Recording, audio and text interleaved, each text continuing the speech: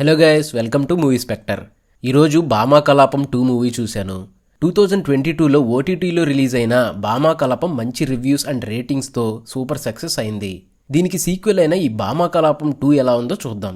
తన YouTube cooking channel నుంచి వచ్చిన మనీతో ఒక రెస్టారెంట్ ఓపెన్ చేసిన హీరోయిన్ ప్రియమణి కుకింగ్ ఐడల్ కాంపిటీషన్లో పార్టిసిపేట్ చేద్దాం అనుకుంటుంది. కానీ సడన్గా తన ఇన్వాల్వ్మెంట్ లేకుండా ఒక క్రైమ్లో ఇరుక్కుంటుంది. మరి దాని నుంచి ఎలా బయటపడింది? అసలు ఆ కుకింగ్ కాంపిటీషన్కి డ్రగ్ మాఫియాకి సంబంధం ఏంటి? అలాగే అందరూ ఆ కాంపిటీషన్లో ప్రైజ్ అయిన ఈ కోడి వెంట ఎందుకు పడుతున్నారు? వీటన్నింటికి ఆన్సర్స్ తెలియాలంటే మూవీ చూడాల్సిందే. భామా కలాపం 1ని డైరెక్ట్ చేసిన అభిమన్యు తడిమేటి ఈ సీక్వెల్ని కూడా డైరెక్ట్ చేశారు. పార్ట్ 1లో స్టార్టింగ్ నుంచి కామెడీతో సర్ప్రైజింగ్ ఎలిమెంట్స్తో ఫుల్ ఎంగేజింగ్గా ఉంటుంది.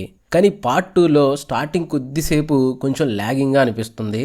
బట్ ఎప్పుడైతే తన ఇన్వాల్వ్మెంట్ లేకుండా క్రైమ్లో పార్ట్ అవుతుందో అక్కడి నుంచి స్టోరీ ఫాస్ట్గా రన్ అవుతుంది. ఇంటర్వెల్ సీక్వెన్స్ కూడా బాగానే రాసుకున్నారు.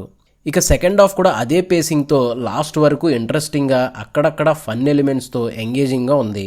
క్లైమాక్స్లో ఇండియన్ రాయ్ ఏజెన్సీ నుంచి కాల్ రావడం, ఫైట్ మధ్యలో ప్రియమణి గన్ ఫైరింగ్, ఇలా కొన్ని ఇల్లాజికల్గా అనిపిస్తాయి. బట్ అవన్నీ పక్కన పెట్టేసి జస్ట్ ఎంటర్టైన్మెంట్ వేలో తీసుకుంటే మూవీ అందరికీ నచ్చుతుంది.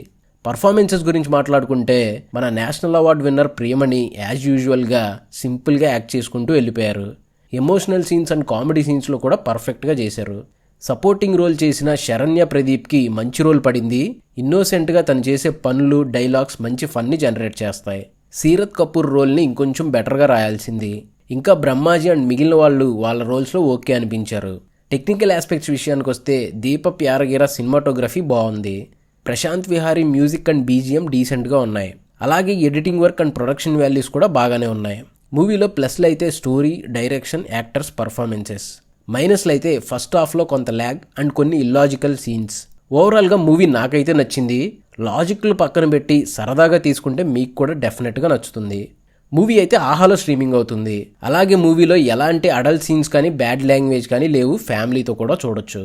So that's it guys. ఈ వీడియో మీకు నచ్చితే లైక్ చేయండి. ఇలాంటి మరిన్ని రివ్యూస్ అండ్ మూవీ అప్డేట్స్ కోసం మన ఛానల్ని సబ్స్క్రైబ్ చేసుకుని బెల్ నోటిఫికేషన్ ఆన్ చేసుకోండి.